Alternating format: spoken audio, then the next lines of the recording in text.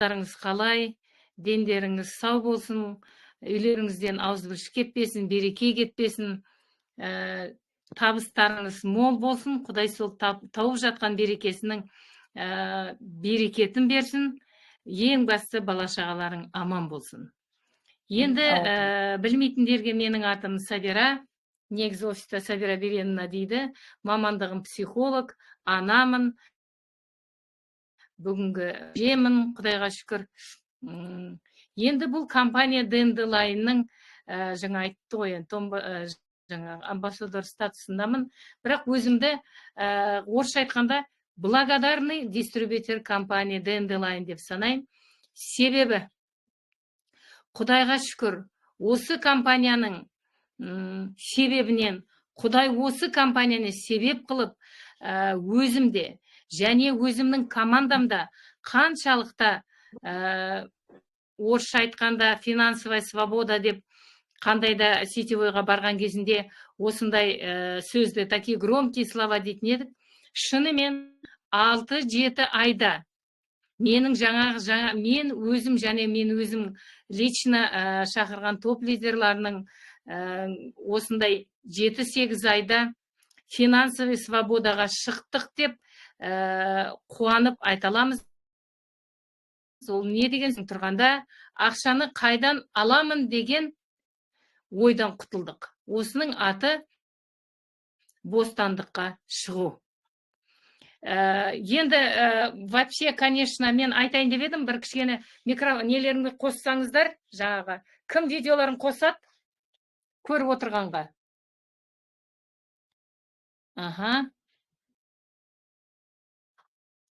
Енді бұл компания Dandelion-да, Аллаға шүкір, өзімнің жеткен жетістігім, әрине машинаға отырдық тегін, компанияның 25 миллион премиясын да алдық, Аллаға сансыз шүкіршілік етеміз.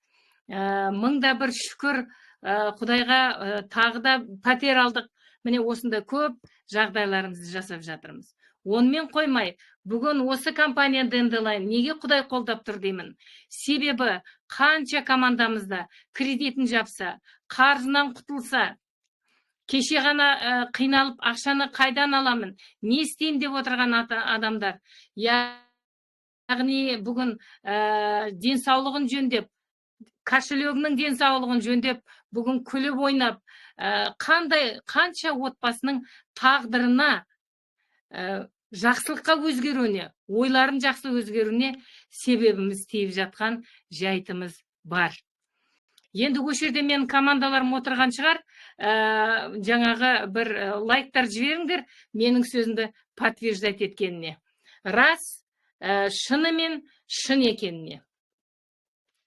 Енді не айтамыз? Ең бастысы бұндай жетістікке, яғни қалай осындай таңертең ұйқыдан тұрғанда ақшаны қайдан аламын деген ойдан құтылу. Бұның себебі неден? Себебі біздің қолымызда өте керемет өнім тұр. Магний водород болғасын. Барлық компанияда, машинада, үйде, анауда, мынауда бар. Бірақ бұларда керемет сұранысқа ие болып тұрған өнім болмағасын, осындай жетістікке жету қиын болды. Босқа емес қой, 62 адам, 62 отбасының есігін алдына су жаңа машина келуінде себебі бізде қазір қолымызда сондай өнім бар, ешкімде жоқ. Яғни бүгін нарықта қанша сетевой күнде бір компания ашылып жатыр. Бәрінде де өнім бар, бірақ магний водород ешкімде жоқ.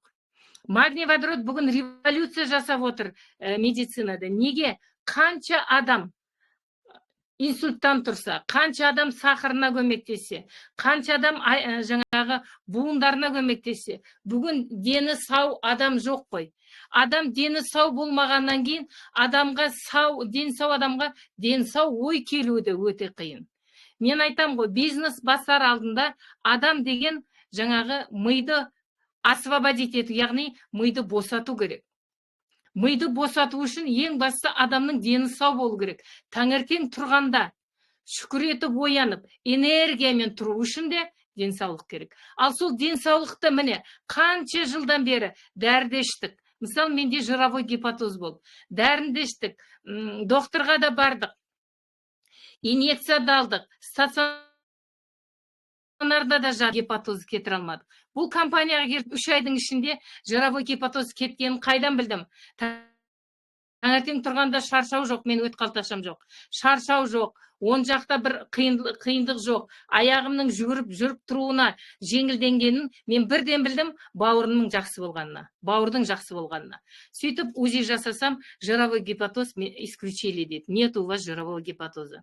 Міне бұл менің қуанышым. Адамның дені сау болғаннан кейін адам алдына арман қояды, мақсат қояды. Ояна бастайсыз. Мысалы, бір 10 минут ауырып жатсыз, еш нәрсе керек емес қой. Денің сау болды ма, қайтадан алдыңа анау керек, мынау керек басталады. Сол, яғни бұл адамға энергия келеді. Сол энергия беретін қолдарыңызда өнім тұр. Оның үстіне бүгін қазір бір мектепке барып келдім бағана, сол жерде айтып жатыр, жаңағы бетіңіздің әдемі болып тұрғанын дейді. Неге бізде керемет крем келді дейді. Аналогы, яғни ешкімде жоқ. Тағы да, міне, бір машина алған адамдарға, күләшті көріп отыр менің командам, Құдайға шүкір. Екінші машина алуға магний на основе водорода крем де бар. Сондықтан мен айтарым, сіздерге айтарым, бүгін қолдарыңызда керемет өнім бар. Қанша адамның батасын ала тұра армандарыңызды орындайсыздар. Барлық адамның әйтеуір бір арманы бар. Баласына, немересіне, немесе өзіне деген арман. Бірақ сол әрбір арман болу үшін не керек? Тиын тебен керек. А сол тиын тебенді қайдан аламыз? Бүгін Құдайға шүкір Денделайн сондай мүмкіндік беріп тұр. Бұны бизнес ретінде қарамаңыздар. Бұл мүмкіндік деп қараңыздар. Қазір кімге барайық? Кімге біреуге барып ақша сұрасақ бере ма? Бермейді. Қандай да бизнес бастау үшін первоначальный капитал керек. Мысалы, біреудің арманы бар шығар. Керемет бір салон красоты ашам деген. Ешкімде жоқ. Бірақ оған не керек? Тиын керек. Сол первоначальный капитал табу үшін де бұл керемет бүгін мүмкіндік болып отыр. Неге мүмкіндік? Бүгін неге Денделайн мүмкіндік? Себебі Денделайнда ешкімде жоқ өнім тұр. Маған көрсетіңіздерші, бар барлық жерде. Магний водород бар. Бірақ олардың бәрінде оксид магний, яғни соли магний. А бізде таза магний адамның ағзасына барып, жаңағы водород болады да, не істейді? Адамның ағзасын ауыртып атқан, воспалительный процесс жасап атқан, антиоксидант дейміз ғой, сол бұзылған жасушаларды жаңағы унитазға утилизировать еткендей шығарып жеріп, соның себебінен бүгін бәрінің кім алса да батасын алып жатыр. Ұйықтай алмай атқан адам қанша, запор болып атқан адам қанша, міне сол қанша халыққа көмек бере отыра, яғни әрбір адамның миссиясы бар бұл дүниеге келген, ең бастысы халыққа, адамға, туысыңа, бала шағаңа пайда болу. Ал енді біз қанша адамның отбасына көмекші болып отырмыз. Денсаулықтарын жөндеулеріне себепші болып отырмыз. Кредитін жабуына себепші болып отырмыз. Қарзын, жаңағы біреу тойым жасадым, Аллаға шүкір. Біреу армандап көйлек алғым келер еді. Туфли ала алмай жүрген, көйлек ала алмай жүрген. Ал қанша отбасы бар бізде, ет ала алмай отыратын. Ал Құдайға шүкір, бүгін барлық адамда жаңағы бізде маркетинг бинар ғой. Бинарда көп адам ала алмай жүреді. А бізде көрдіңіздер ме? Бәрі 40 мың теңге, 50 мың, 100 мың, 200 мың, 500 мың болғанның өзі бұл үлкен жаңағы жақсылықта осындай жақсылық беріп отырмыз. Енді бұл қысқаша бүгін енді сұрақ жауап болғасын. Сұрақтарыңыз бар ма? Динара ханым, достаточно или еще фишки? Рахмет, Сабира ханым. Кімде қандай сұрақ? Сұрақ берейік. Қолдарыңыз көтеріңіздер, мен микрофонды қосамын. Біраз кісілердің микрофонын қосып жатырмын. Сұрақтарыңыз қойсаңыздар болады, құрметтер. Бұл керемет мүмкіншілік.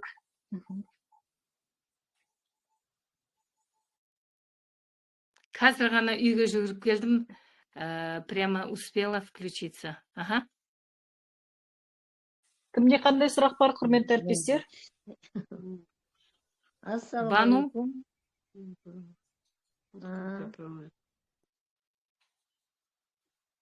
Бізде естіп жаңа тұрған жоқ адамдар маған. Құрметті әріптестер, сұрақтарыңыз қойсаңыздар болады. Бизнеске қатысты, өнімге қатысты. сұрақ бола ма екен? Болады әрине. Аха. Сәлематсыз ба, Сабира ханым? Өте қуаныштымын. Сәлематсыз. Мен сізді бұрын жасаған ипар компаниядан танимын сізді. Өте керемет мотиватор, лид. Өзіміз де сол компаниядан төртінші дәрежеге келіп, осылай тоқтап қалдық қой, енді қалып қойды ол компания. Енді мына Dandelion компанияға жаңадан мойнымызды бұрып жатырмыз. Енді менде сұрақ бағана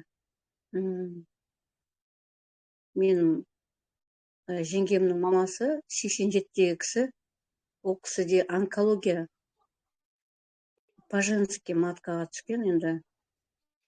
Енді ол кісіге бағанағы бола ма екен беруге? Или үлкен кісі болғасын аяғында, бірақ Енді бұлай, Назымгүл ханым ба, дұрыс па? Назымгүл ханым, мен сізге айтайын, біз лично мен рак ауруларды алмаймын. Бірақ жауапкершілікті ол кісі өзі, енді одан басқа ешқандай магний водородтан ешқандай зиян болмайды. Тем более көріп жатсыздар ғой, қанша рактан болған адам сахнада тұрып жақсы болдым деп жатқаны бар. Енді өздеріңіздің жаңағы жүректер беріп көрсеңіздер болады, пока бір капсуладан. Көріңіз беріп, зияны жоқ. Бірақ жауапкершілікті өздеріңіз аласыздар. Алла разы болсын, рахмет.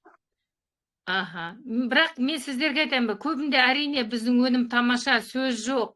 Мен ылғида айтам ғой. Мысал десе, бір жеріңде жара бар, міне, қарапайым, даже бүгін сол мұғалімдарға осылай түсіндіргеннің өзінде қалай тез түсінді. Мысал, сізде жара бар, перекись водорода құйдыңыз, ол аппақ көбіркіштеніп газ болады да, жаңағы ішіндегі микробты суырып алады, сосын барып мазіңізді басқаны қолданып. Тура сол нәрсені бұл ағзада жасайды. Міне сол себептен фишка осыда бізде. Яғни біз водородты получаем ағзада, яғни асқазанда біз сол водород пайда болады. Соның себебінен біздікінде өнім бүгін ешкімде жоқ. Соның себебінен бүгін, егерде сендердің қандай да бүгін отбасында, міне ораза келе жатыр, мен айтып отырмын, оразайында дұға тілеңіздер. Бүгін осы магний водородтың себебінен қанша халықтың денсаулығына, рак болып алып қалмауына, ауырып қалмауына септіктерін тигізесіңдер. Екіншіден, қандай да үйдегі проблемалар шешуге жәрдем береді. Пайғамбарымыз саллаллаху алейхи ва саллямның хадисі бар, жоқшылық дейді, иманды әлсіретеді. Яғни адамгершілікті әлсіретеді. Неге? Ұрыс-керіс болады жетпей жатқан кезде. Міне сол отбасыларына, үйлеріңізде жас балдар, үйленген балаң болса, келінің болса, бостан босқа мен әжелерге, апаларға айтамын, немесе жастарға айтамын, сендерге бізге қарағанда миыларың düz, аяқтарың бізге қарағанда энергия көп, екі есе жасайсыңдар. Ал енді әжелерге, енелерге айтар едім, үйде отырғанша, міне қанша халыққа пайдаларын тигізіп, екіншіден тиын тауып, отбасыларыңа бүгін жаңағы көмектесулеріңе керемет мүмкіндік болып тұр Dandelion. Адам миына жаңағы қиындатпау керек та. Барлық нәрсені маған жақсы. Мен таңертең тұрғанда, бүгін мен кімге көмектесемін деп тұрсаңыздар, кімге информация жіберуге адамдарыңыз табылады. Барлық нәрсе ниеттен басталады да. Сондықтан жақсы ниет қойыңыздар, Алла жәрдем береді. Оның үстіне Аллаға шүкір, Явор Мусаевичке, Олег Чабанецке сондай ризамын бүгін осындай мүмкіндік беріп атқанда. Керемет. Қараңыздар, ол инсайтты бұл жігіттерге беріп тұр ғой. Бұл ер азаматтарға беріп тұр ғой бұндай инсайтты. Магний водородта келу. Бір. Екіншіден, бәрі заңды түрде. Біздің компания жаңағы с буквой закона дейді ғой, яғни заңды түрде барлық. Өте прозрачно жұмыс жасалып жатыр. Ол екі. Үшіншіден, өнімді қайдан аламыз, склад жаңағы офисқа еш нәрсеге басымыз ауырмайды ғой. Шіріп кетеді. Біздікі тек реклама жасау. Осы реклама жасау арқылы сіздерге айтам, 18 жылда қанша компанияда болдым, Аллаға шүкір. Бұндай тағы да айтам, сіздер биохакингпен жұмыс жасаватсыздар, яғни жизненный тонус, адамға энергия беретін өніммен жұмыс жасаватсыздар. Адамды депрессиядан шығаратын өніммен жұмыс жасаватсыздар. Сондықтан бұл бүгін өте тамаша септігін тигізетін керемет мүмкіндік. Енді жаңағы Нұржамал ханым, сіздің жаңа айтып атқан кісіңізге Құдай шифасын берсін, тез жазылып кетсін. Тағы сұрақ бар ма? Сұрақ қоюға бола ма сізге? Болады, қой беріңіздер, тек кезекпен кезек Динара өзі қосады ғой. Мен айта берейін бе? Айта беріңіз, Сағадат ханым. Менде осы өнімді ішкеніме 10 күннен асты, бір капсуладан іштім. Енді 2 күн болды, 2 капсулаға көштім да. Менде қазір сахарым 14 болушы еді, қазір 21-ге көтеріліп кетіпті.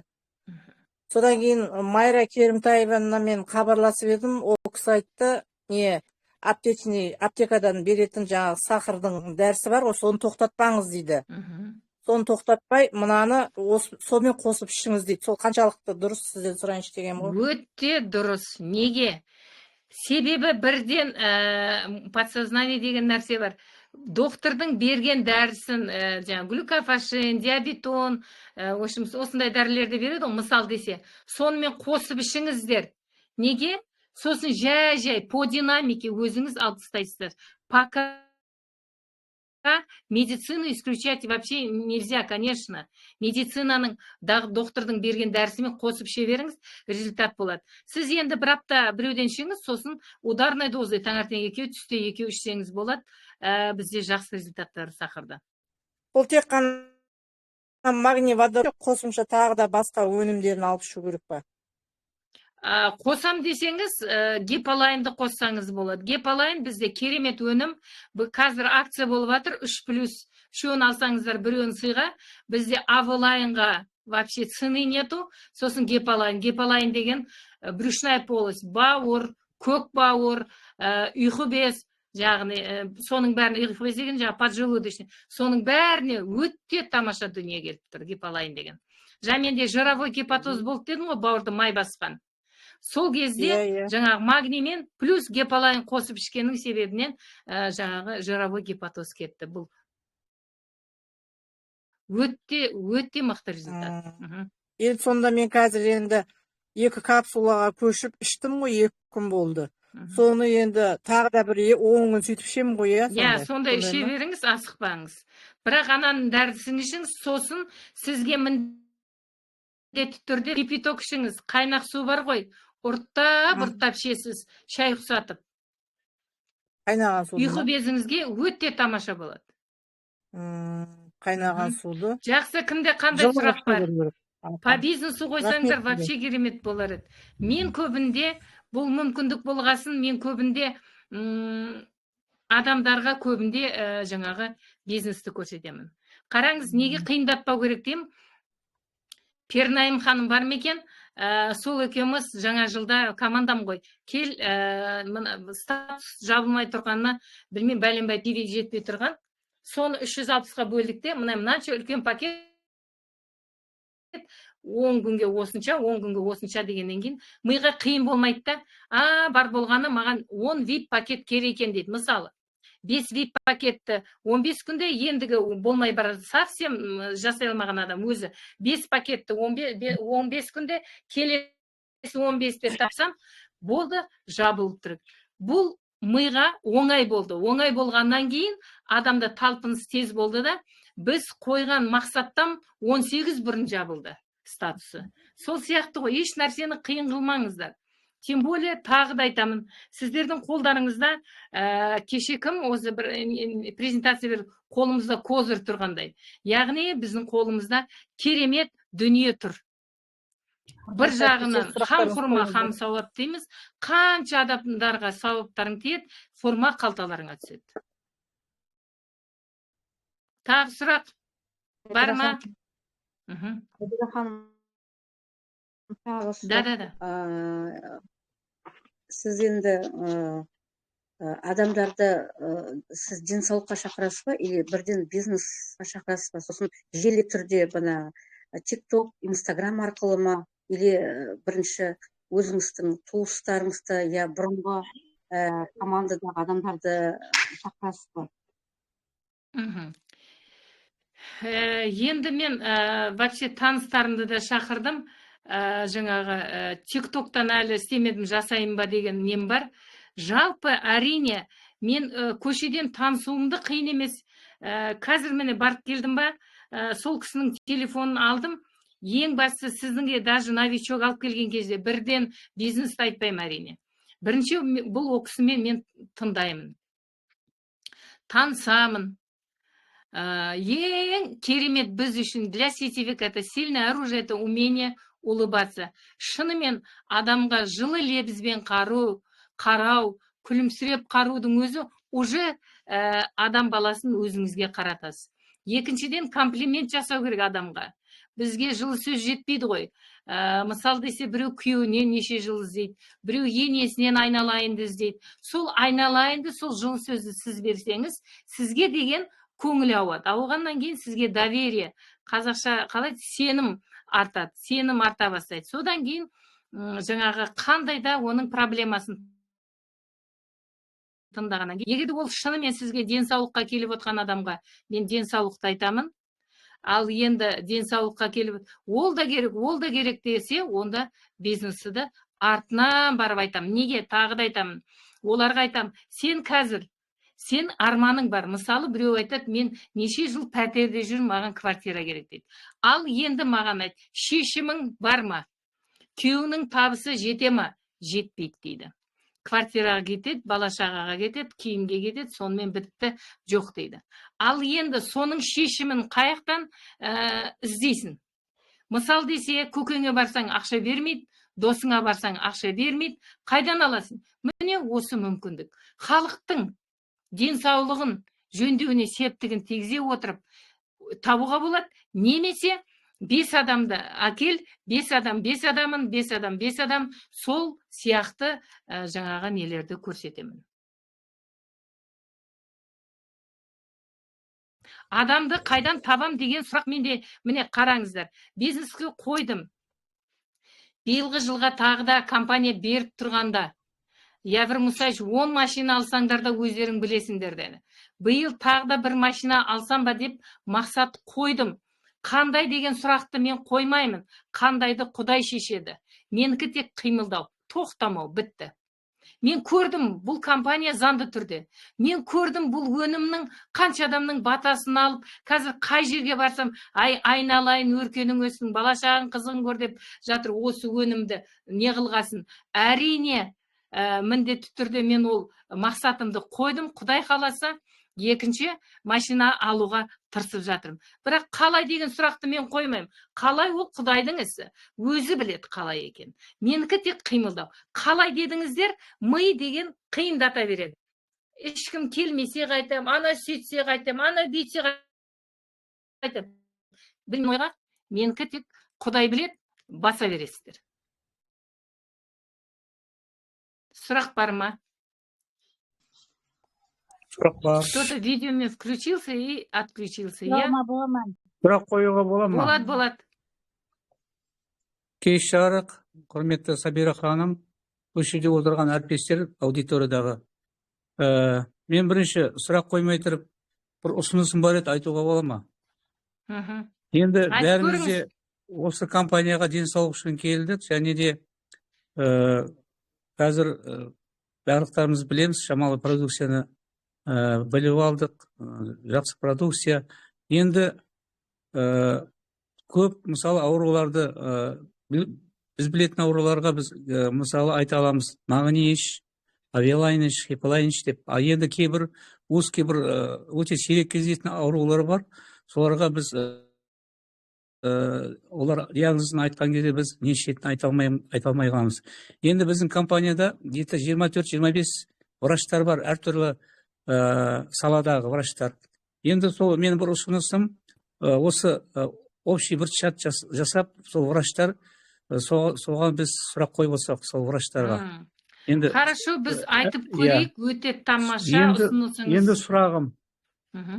Өйткені мына сіз, Сабира ханым, сіз бәрімізде команда құрдық, бірақ жұмыс жасап келе жатырып, қазір мен командам тұрып қалды. Сол енді командам көбісі енді потребительдер, сосын продавецтер, ал жаңағы сетевоймен айналыспағандар жоқ. Енді соны мен қалай оятсам, қалай өзіңіз қандай немен іс әрекетпен сол командаңызды әрі қарай көтеріп, қалай істеп кетсеңіз айтып кетсеңіз. Рахмет сізге. Қанша адам шақырдыңыз? Менде 178 адамдай бар. Ішінде нешеу жұмыс істеп жатыр? Правый жағында 1-2, левый жағында 1-2 болды, қалғандары 4 адам. Оң жағыңызда 2 адам, сол жағыңызда 2 адам, дұрыс па? Иә. Қалғандары өте тамаша. Қараңыз, өте әдемі қойған екенсіз. Енді қараңыз, сол 4 адамды шақырып алып, қасыңызда бір қалада ма? Бір қалада емес. Бір қалада болмаса, осылай онлайн күнде сабақ беру керек. Үйрету керек, неге тоқтап қалдың деп сұрау керек. Причина жаңағы не үшін тоқтаған сөйлесе отыру керек. Личниктарыңызбен шақырған тікелей адамдарыңызбен 178 адам шақырып, сол 178 адамның ішінен тағы да іздеп көріңіз. Команда құру керек та, адамды шақырып қана қоймай, оның ары қарай жұмыс жасауына не істейін, мен қалаңа келейін ба? Адам жинайсың ба? Команда ба? Не істейін деп, командамен жұмыс жасау керек қой. Шақырып алу керек. Сосын спонсорыңызды шақырыңыз қонаққа, адамдарын сол командаңыз жинаңыз да, сол жерге онлайн болса да, офлайн болса да, спонсорыңызды шақырыңыз, сол кісінің көмегіне жүгініңіз, әйтеуір адамды оятыңыз. Тағы да айтам, адамға бағасын айтпаңыз. Сіз жалпы мен всегда айтам, өнімнің бағасын айтпаңыздар, өнімнің құндылығын айтыңыздар. Бүгін бұл сетевой бизнес, соның ішінде именно дендалайнның құндылығын жеткізіңіздер, сол кезде адамдар қимылдай бастайды. Басқа мен тағы да айтайын, әрбір отбасында қазір кредит бар. Қай жерге барсам қолын көтер, кімде кредит бар десем, 75% сол залда отырған адам қолын көтереді. Неге? Міне осының шешімі келді. Әйтпесе сол кредитін жаба алмай қиналып, кабала дейміз ғой. Келеді, бір уфтит тағы келіп отырады. Міне, сондай нәрсеге, осындай нәрселерді адамның санасына түсіндіру керек. Біздің адамдарымызды оята білу керек та, ояну керек та. Ояну деген шешім қабылдау керек. Шешім қабылдағаннан кейін ешкім оны тоқтата алмайды. Адамның шешім қабылдаған адамның энергия келгеннен кейін адамның көзі жанады. Мен айтам ғой, жаңағы дальний машинаның дальний сияқты немене прожектор болып жанғаннан кейін адамға энергия келеді. Энергия деген нәрсе ылғи да мен ит жатыр, ит қорықсаңыз, ит сізге жүгіреді. Ал егерде сіз қорықпасаңыз, өте бересіз. Сол сияқты ғой, не нәрсе энергиядан тұрады. Сізде энергия успеха болса, онда келеді. Екіншіден, Мұрат мырза, ойланыңыз, өзіңіздің сеніміңіз қалай?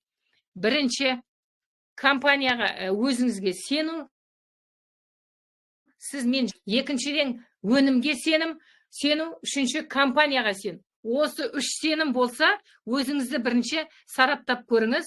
Сізде нық шешім қабылданып тұрған болса, онда командаңызда жүреді. Неге? Сіз бірінші тұрған паровозсыз, артыңыздағы вагон сол кезде жүре бастайды.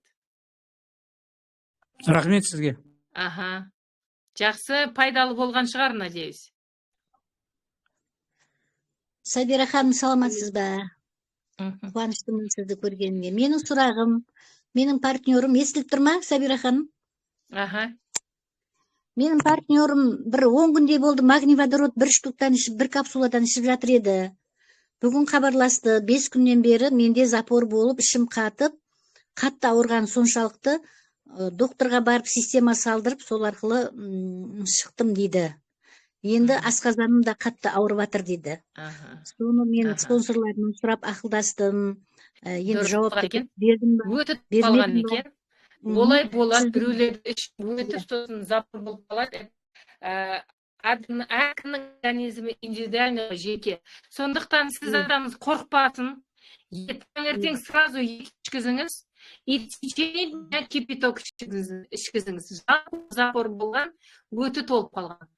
Қорықпасын, екеу ішеді, сосын түсте екеу ішеді, и кипяток ішсін. Сразу дозасын көбейте берсін ба, қорықпай? Қорықпасын, ешқандайды. Тас жоқ па? Ау. Өтінде майда тас болмады, қорықпа. Өтінде үлкен тас болса, онда бір-екі уақыт и кипяток.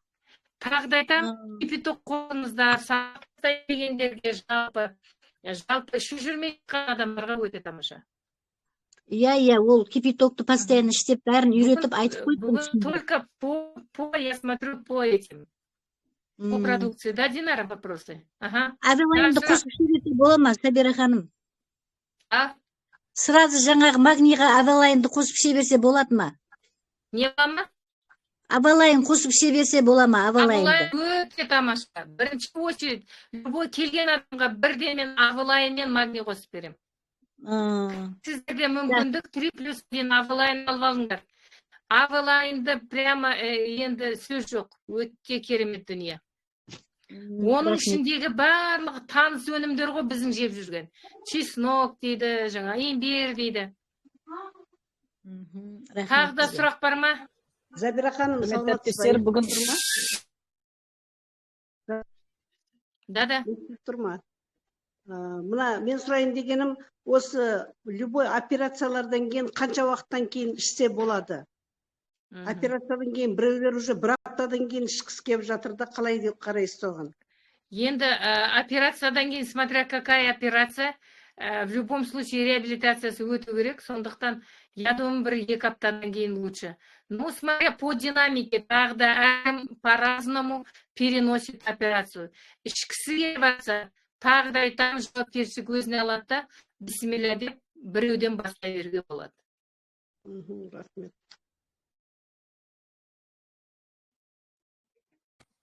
Еще вопросы есть? Тағы бар ма?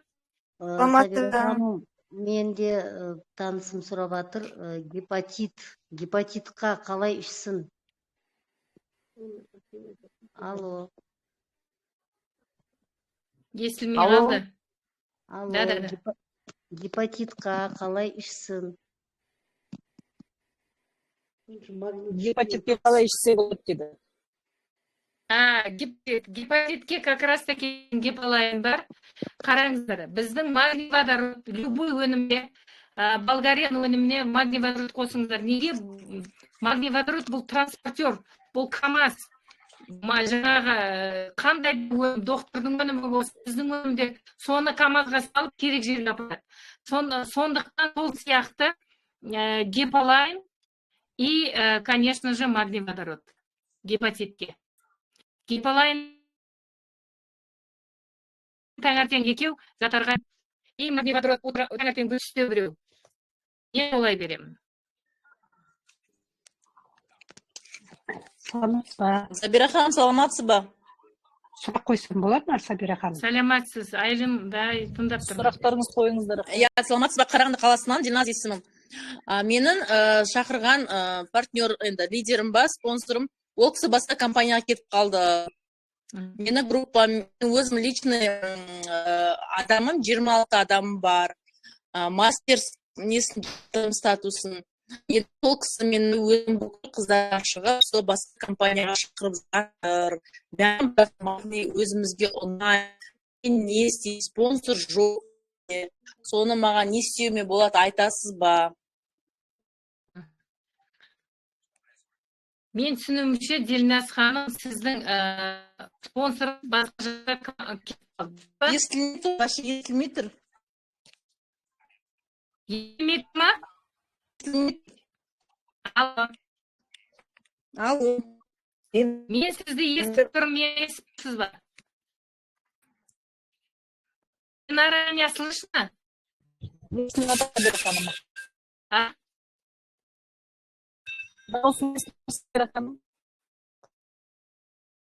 Я вас слышу, плохо слышу, меня разве не слышно? Естіптер ма? Интернет кішкене не істеп үзіліп естіп жатыр.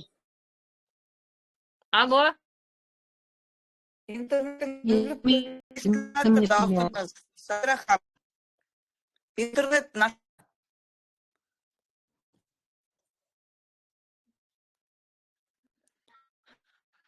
Алло, меня слышно?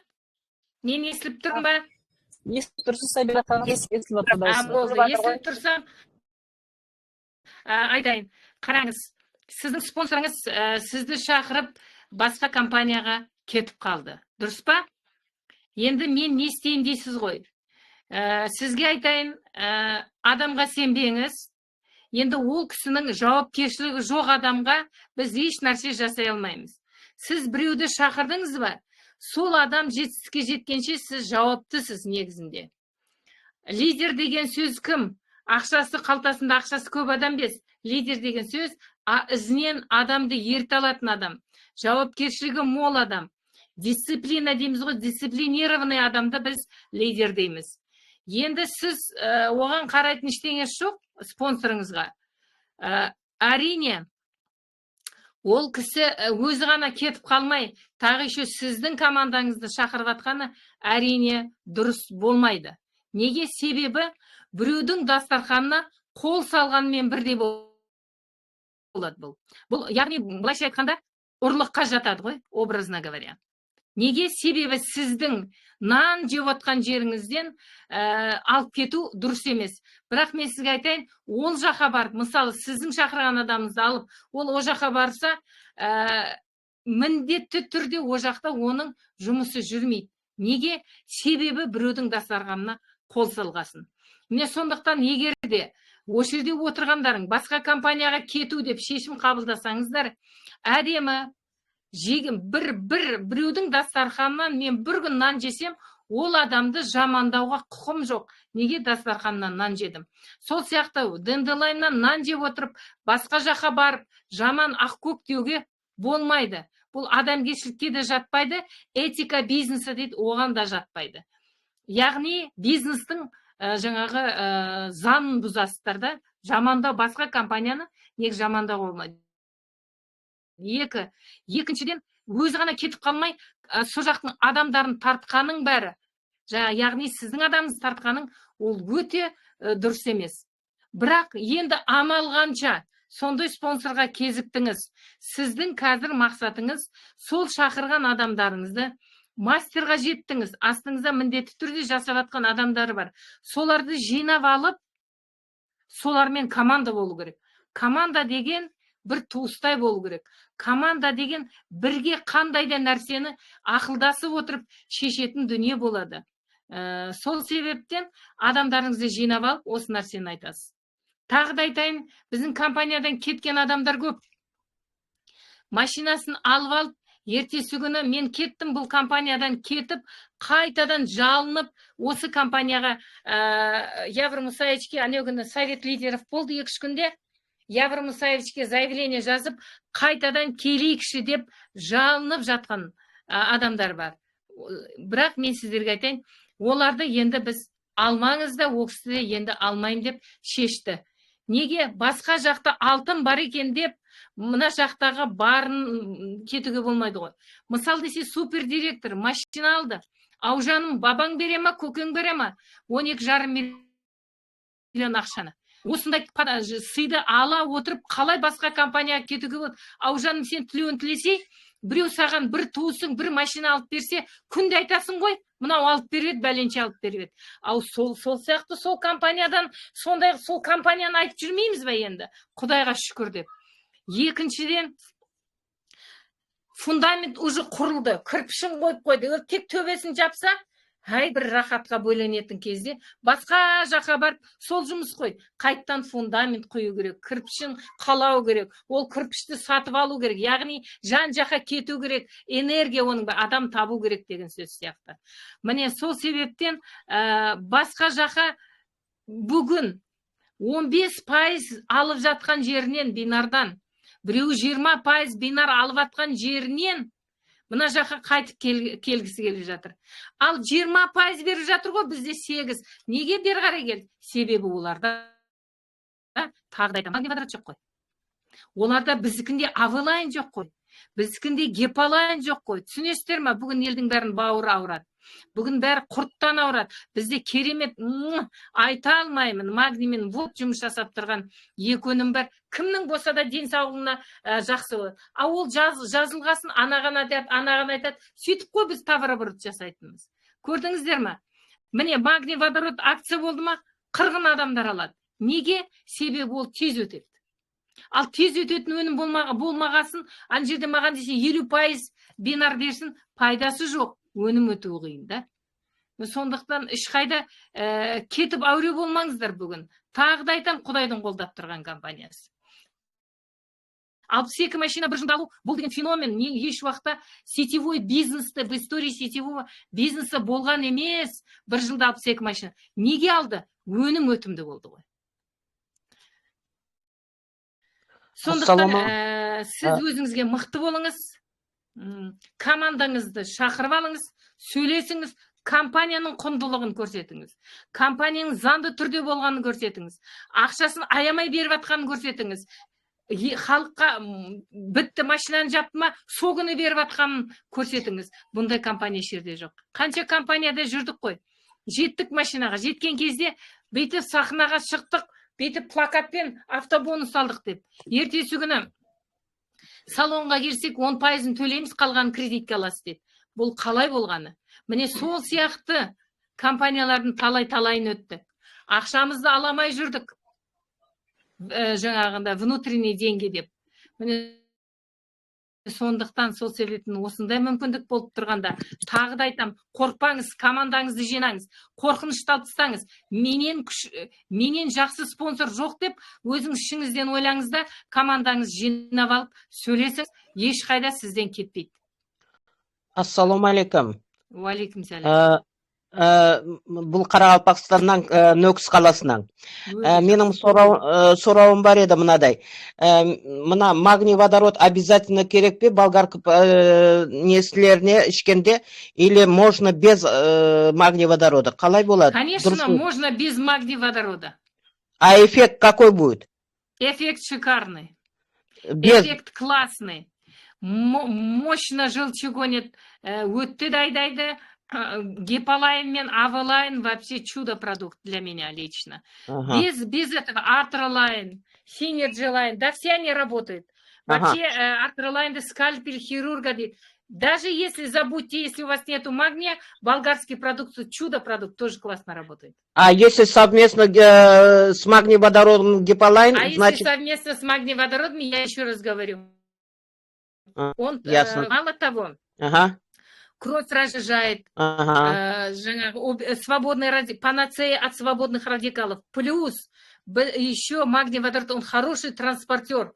То есть он занесет в клетку через мембраны клеток. За счет чего? За счет того, что водород, маленькая молекула же, поэтому она имеет способность проникнуть в клетку. Клетка получает питание, начинает обменные процессы работать, клетка получает питание, она оздоравливается, мы начинаем шаг за шагом избавляться от заболеваний. А скажите, а как его пить? Гепалайн с магний-водородом? Гепалайн натощак. Утром. Натощак, да? Да. Утром, в обед и вечером по аннотации. Но я даю утром и на ночь. Ясно. Прямо перед сном. Прямо перед сном. А магний также употреблять? Утром и в обед даю магний, потому что магний у каждого по-разному. Если я магний, он дает мне энергию, мен ұйықтамай қоямын. Сосын мен таңертең түсте ішемін. Ясно.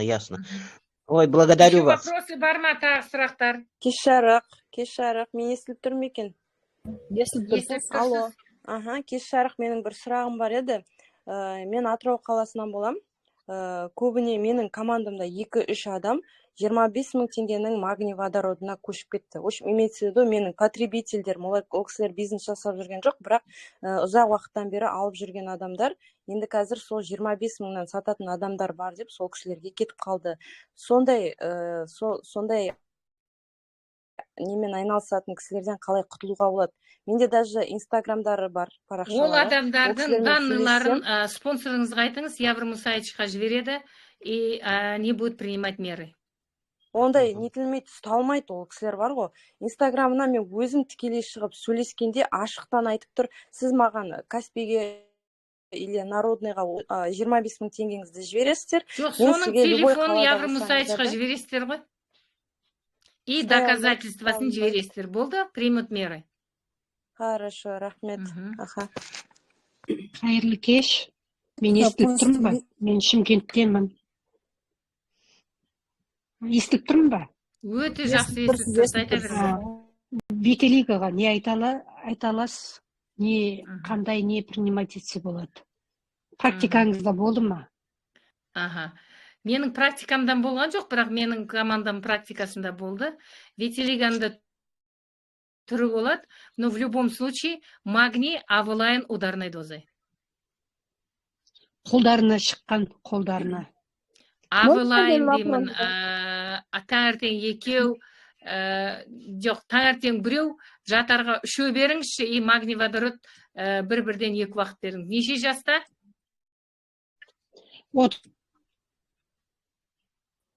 30-да. Мен айтайыншы. Смело. Тәте, витилигі туралы мен айтайыншы.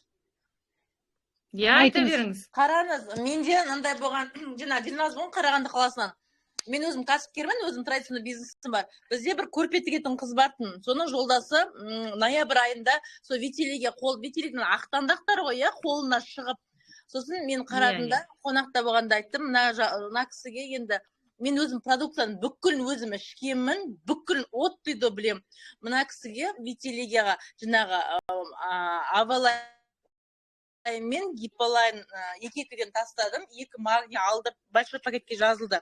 Сосын оның жолдасы постоянно звондап тұрды, Дилназ ханым, сіз авалайнан құрт шығады деп едіңіз ғой, құрт. Мен айттым, енді мен құртпен сөйлесе алмаймын ғой, мен оны шығасын ба шықпайсың, бірақ мен айттым, сеніп ішіңіз, удары дозамен ішіңіз деп. Осы жақында болған оқиға, осы январда звондайды, мен енді сізден кешірім сұрап, не болсын, қолындағы жаңағы несі жабылып жатыр, кәдімгі кожасы ше, кәдімгі кожа болып.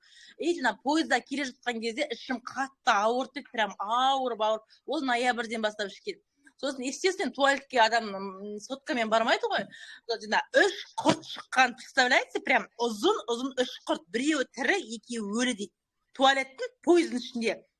Енді біз әйелдер айтады деп сенбейміз ғой, еркек ана кісі звондағанда мен шок болдым. Одан тағы да 2 авалайн алды, 1 гиполайн, 2 магний алды. Осыны прям қалай ішкен, соны айтып жіберіңізші. Таңертең натощак, мен енді врач не емеспін, бірақ натощак ішкіздім. 1 авалайн, 1 гиполайн, натощак. Содан кейін 30 минуттан кейін завтрактан кейін, естественно, 20-25 минуттан кейін магний ішіпті. Өте керемет. Содан кейін жаңағы ол жігітке айттым, енді сіз неге қосыңыз дедім. Гипилайнға енді не қосыңыз, хипилайн қосыңыз дедім, потому что миы бәрі оған ұнады. Өзім былтыр басында алдым да магнийдан, күшті арықтадым, сөйтіп жүрдім, бірақ былтыр февраль айында осы өзім настолько тамақты таңдап бүйтіп жейтінмін. Сосын балам көрмен ауырды да, біз жауып тастады. Содан мамам тісін салдырып туға келіп, мұрным жыбырлай беріп, түшкіре берім, түсінбеймін. Сізге нанасыз ба, қасық бар ғой, кішкентай қасық. Соның тұтқасы бар ғой. Соның ортасында кәдімгі ұйыған қан сияқты, бірақ 2 көз бар, құрт шықты ғой. Мен одан кейін авалайн мен гиполайнға мен кәдімгі табынам. Енді керемет, соны авалайн, гиполайн, магний. Міне, пожалуйста, Айлин ханым бағанадан бері менің айтып жатқан сөзімді дәлелдеді. Сосын қыздар, мына жерде арықтай алмай жүрген қыздар, міне қараңыздар, арықтай алмай жүрген қыздар, ана битилайн бар ғой, битилайн деген вообще, ғой, вот, мен оны бар ғой, мен любой жерде, бутигіма, конверт, бетім канал күшті деп прям мына бьюти-лайнда міне өзімде бар. Үшеуін бастап алған, біреу машинада, біреу үйде, біреу жұмыста жүреді. Мына бьюти-лайн мен Synergy Line деген енді бар ғой, сөзсіз ол керемет қой. Енді компанияның бәрі күшті, компанияның бәрі бір-бірін біледі, бірақ люди приходят на отношения, өтірік айтпай, кеп тұрған адам бірінші өзіне проба жасау керек, сосын барып айту керек. Мен басында айтатын, қойшы жарайды для себя деп. Для сияның арты енді шынымды айтсам, мынандай күшті мастер жаптым, 360 000-ды маған ешкім бермейді ғой, былайынан қарасаң. 360 000 теңге түскенде бір өмірімде ақша көрмегенде қуандым ғой кәдімгідей. Қыздар, бьюти-лайнда бүгіннен бастаңыздар. Ана TikTok бүкілінде жүр ғой, мен 12 килограмм магний делать чудеса деген. Если что, қазір жіберем нелеріңізге. Енді қырғын өзім 1,5 айдың ішінде 12 килограмм тастадым. Без диеті, нанды да жеп жүрмін. Бүкіні 42-де жасым. Енді бірақ бар ғой, бұл енді қырғын деп артыра алайына, мысалы менде бір пол жуатын кісі бар, тұсымда Общий чатқа жіберіңізші. Берем. Қараңызшы, жаңағы үлкен кісі бар, тәте деп жүрсем. Давайте менің уақытымды алып жатсыз, сізге бір не береміз. Неге жазыңыз чатқа, сол жерден Құрметті әріптестер, бизнеске қатысты сұрақтарыңызды қойсаңыздар. Можно вопрос, да? Задавайте. Я вот хотела уточнить, да, вот после инсульта человек хорошо себя чувствовал, ходил, разговаривал, но у него произошло это, глаз не видит. Он пошел в больницу, ему там 15 раз укол сделали, и врачи сказали, что мы не знаем от чего. И это от чего может быть?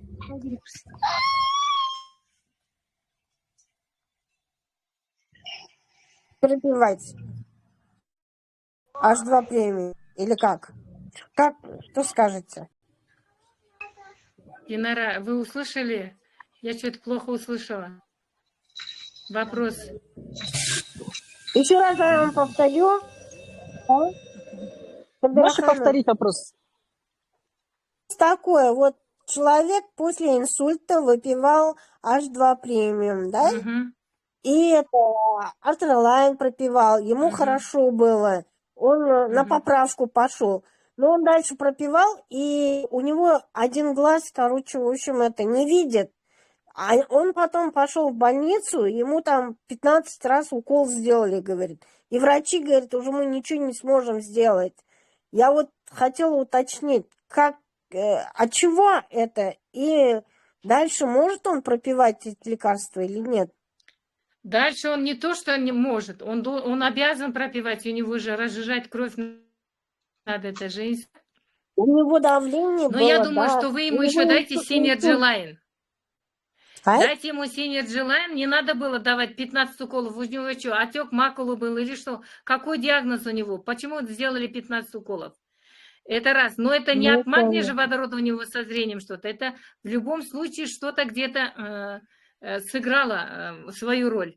Еще раз говорю, да, не Артерлайн ему нужно дать, это для суставов. Надо, смотрите, у кого есть проблемы с суставами, сначала пропейте магний и геполайн. Печень отвечает за суставы и сухожилия. Как только вы печень приведете в порядок, и суставы начнут приводиться в порядок. И только потом вы добавляете Артерлайн. Сейчас, в данное время, я бы на вашем месте дала бы магний водород и геполайн. Все, спасибо. Дальше еще есть вопросы? Так, сұрақ бар ма? Жаңа қыздың видеосын салып жіберің осы каналға, Академия Дандилайнға. Болды, салып жібереді. Мы ее попросим, ага. Да. Атыраудан келген, Атыраудағы молодец, үй несін жіберсін, жаңа Инстаграмде ме, ТикТокта арықтағаным деді. Әне, пожалуйста, бьюти-лайн мен, осымен уже неше адамнан естідім, бьюти-лайннан салмақ тастадым деген. Шарық. Қалай Сабира ханым? Мен Өкістемін. Қарақалпақстан Республикасының Өкіс қаласынамын.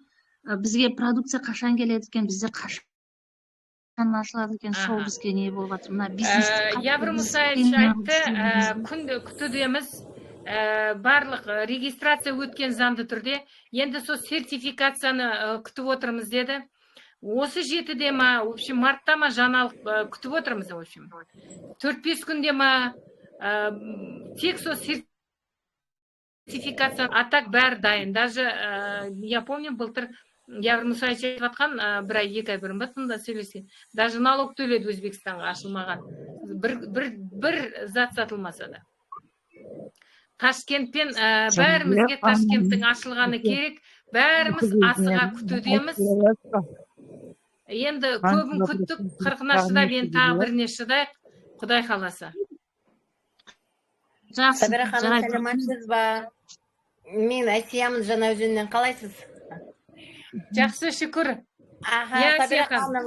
Сабира ханым, осы партнерларға айтыңызшы, бізге мероприятияға бару маңызды ма? 25 мартта соны бір айтып өтсеңіз. Міне қараңыздар. 25 мартта мероприятияға келу маңызды. Бұл сетевой бизнес. Бұл жерде бизнес энергия, бизнес отношения ғой. Сіз неге келген кезде шынымен бұлай бір компания күшті екен, үйткен екен, бүйткен екен деген басқа, шынымен мероприятияға келіп, компанияның қандай екенін көресіз. Жақсы, табысқа жеткен адамдармен сөйлесесіз, айтады ғой, бай болу үшін айналамдағы ең басты окружениені меняй дейді. Бір жетістікке жетем десең, айналаңдағы адамдарыңды өзгерт дейді. Жетістікке жетем деген адамдармен қосылу керек. Міне команда құрған кезіңізде, мен жетістікке жетем деп шешім қабылдаған адамдармен жұмыс жасасаңыздар, міндетті түрде бұл компанияның үлкен топ лидері болып шыға келесіз. Бұндай мероприятияға міндетті түрде бір магний водородты, өзіңізге алған магний водородты сатып жіберіп бару керек. Сәлематсыз ба? Менің ойым солай. Естіліп тұрмын ба? Естіліп тұрсыздар, құрметті әріптестер. Өте тамаша, айта беріңіздер. Кім сұрақ? Сәлематсыз ба? Сұрағым бар еді. Камераға шығып жатпасаңыздар төсекте. Спикерге деген уважение болсын. Сабира ханым, мен неврозға не сұрайын деген едім? Невроз ауруына жақсы көмектеседі ма? Өзіңіздің командаңызда болмаса өзіңіз тозған адамдарға мен жаңаған айттым. Бірінші очередь магний, екіншіден Happy Line беріңіз. Даже у нас результаты по Альцгеймера бар результаты. Алло, неврозға отзыв жібер деп қоймайды да жағы, алған кісіше. Отзывы деп, қай жерге кірсеңіз, сол жерде міндетті түрде отзыв көп табасыз. Кеш жарық. Саламатсыз ба? Химия алған кісіге ше? Мен қосып тұрмын. Химия алған кісіге ше? Кеше Құрметті әріптестер, сұрақтарыңызды тезірек қойыңыздар, уақыт болды. Саламатсыз ба? Ханым, саламатсыз ба? Добрый вечер. Благодарим вас за такой интересный вечер. У меня только маленький вопрос. Что пить от шума в голове? Благодарю вас. Бывает из-за низкого давления или из-за повышенного давления. Но в любом случае дайте магний дайте и сначала Synergy Line попробуйте. Очень хорошо. Сегодня ко мне были вопросы, я думала, как топ-лидеру будут вопросы, по бизнесу вопросы. Сегодня все вопросы по здоровью болып тұр ғой. Бәріңіз денсаулық туралы сұрап жатсыздар. Негізінде действительно чат ашу керек екен. Жаңағы өтініш жасап, көреміз оны жасап. Сіздерге тағы да айтайын. Бүгін компания Dandelion әрбір отбасына керемет мүмкіндік болып отыр. Бүгін біздің әрбір қазақстандықтың отбасында міндетті түрде проблема көп. Неге? Біреуінің үйі жоқ, біреуінің кредиті бар, біреу машинаға отырғысы келеді, біреу үйрене алмай жүреді, біреу тағы да басқа. Міне сол нәрселерді шешуге, өміріңізді жақсылыққа өзгертуге бүгін компания Dandelion болып.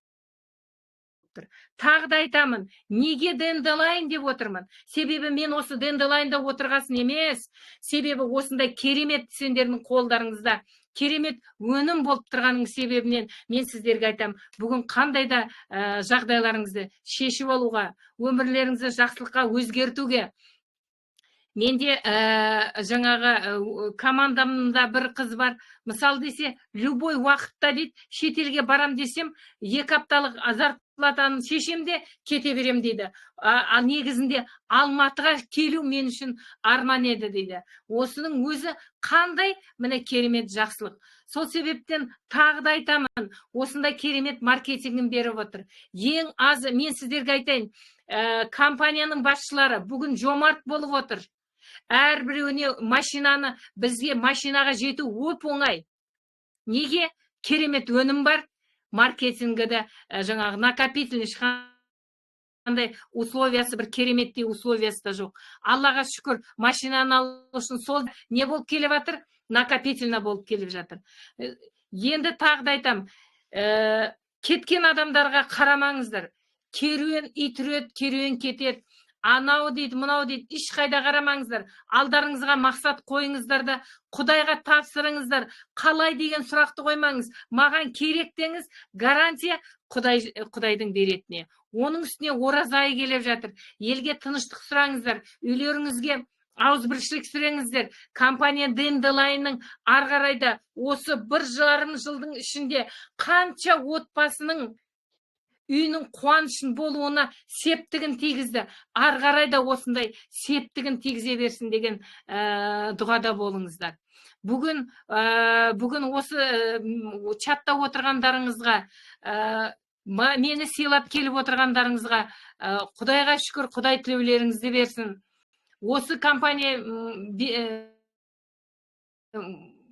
қандай да арман, арзуларыңыз бар, орындалсын. Біреуге жаңағы не жетіспейді, признание дейміз ғой. Сахнаға шығыңыздар. Бәленбай адам сізге шапалақ ұрсын.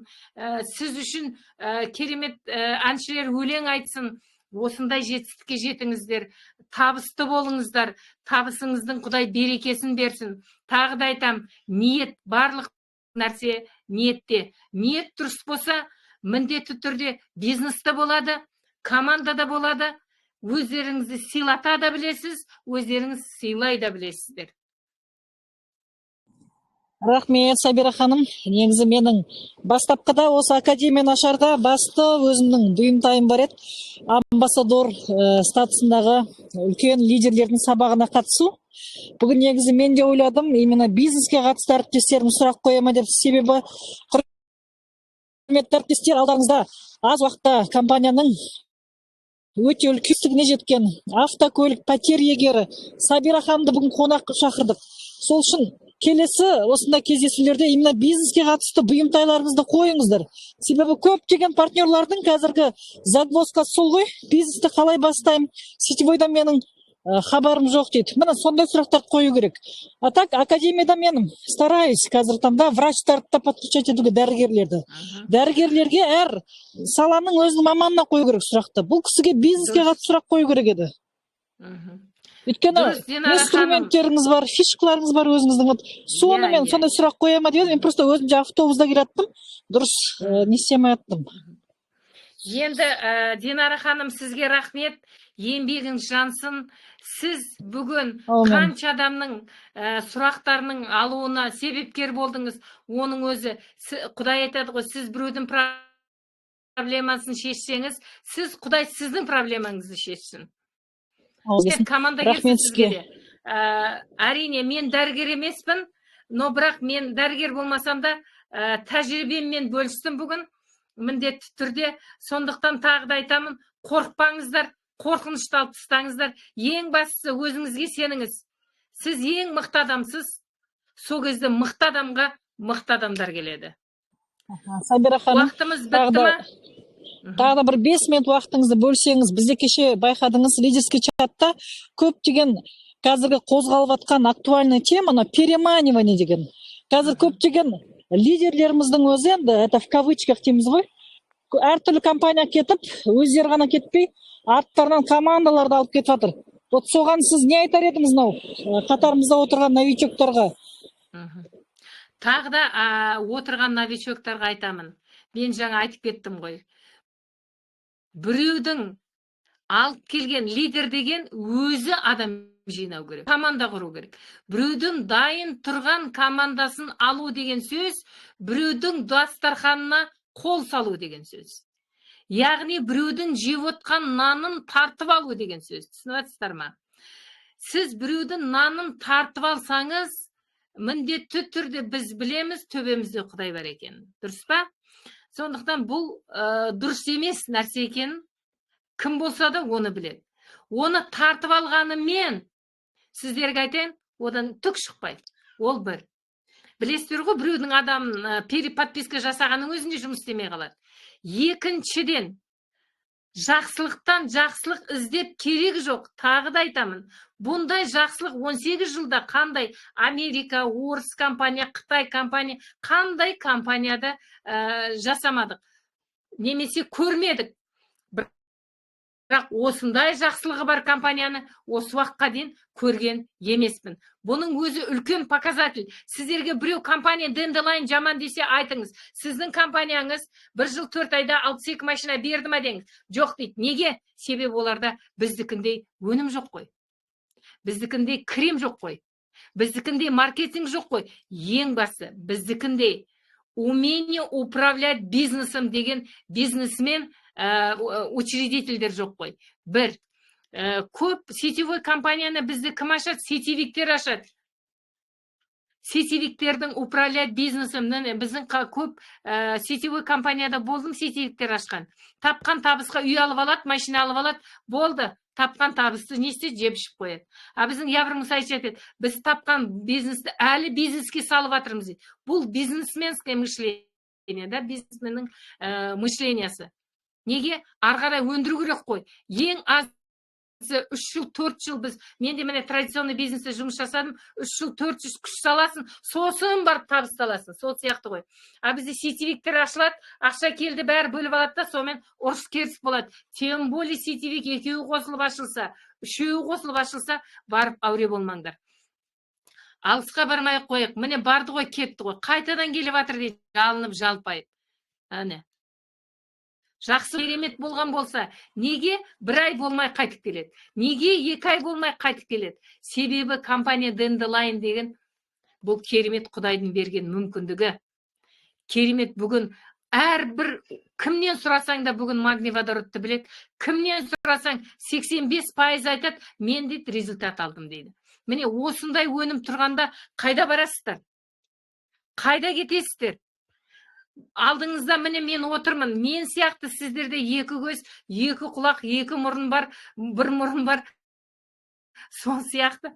Маған берген Құдай сендерге бермейді деп кім айтты?